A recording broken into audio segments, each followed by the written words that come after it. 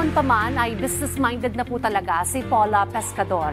Dahil dyan ay iba't ibang klaseng negosyo na po ang kanyang sinimulan. At ngayon ay cafe business naman ang kanyang pinasok.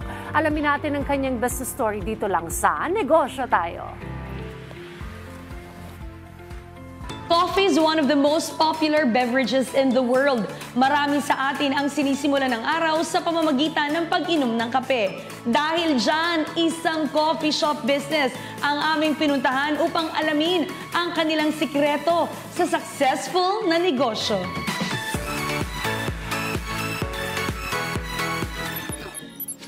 Hi, Miss Paula! Hi, Miss Diane. What made you decide to go for a franchise business? Aside from itong business na to, may other business pa kasi ako. So, if ever kasi na magsa-start ako from the scratch, medyo overwhelming siya na magsa-start ka kung sa recipe ng mga coffee, ng mga food.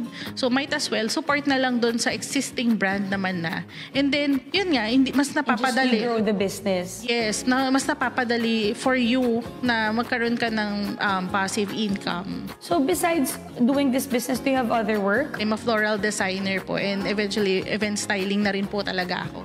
So, habang kahit wala ako dito, nag-ooperate yung business. Can you tell us more about the struggles? Or are there still any problems along the way? Since sabi mo nga, pag franchise business, you just have to operate the business. But we want to know, are there any struggles that you like to share with our viewers?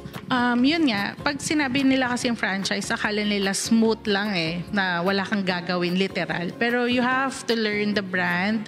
Yung coffee na, yung mga food and coffee, kailangan mong pag-aralan. Kasi yung mga clients eventually magtatanong sa'yo, hindi naman dun sa mismong kinuhanan mo ng brand. So dapat maalam ka rin kung ano yung pinasok mong negosyo, yung gusto mo talaga. And then, syempre, along the way, yung operations din, na parang kailangan mo rin palang matutunan yun. Kasi iba-iba ang operations per business. How long have you been operating? This April lang kami nag-start dito. Since April up to this day, what are the lessons that you have learned from your business journey that you would like to share with our aspiring entrepreneurs?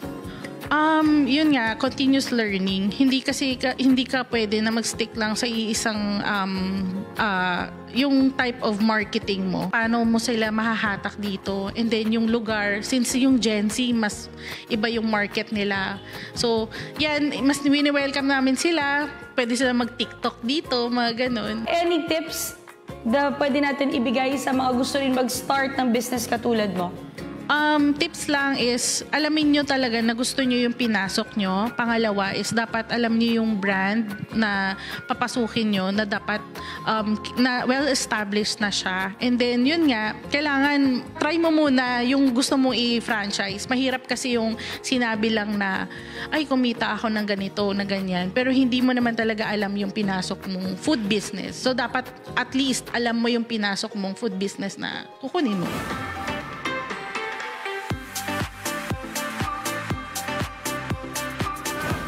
Hindi pwedeng maliitin ang power of communication dahil ang pakikipagkomunikasyon sa mga empleyado at pati na rin sa ating mga customers ay isang mahalagang factor that can make or break a business. Yan ang aral na ibinahagi sa atin ni Paula Pescador.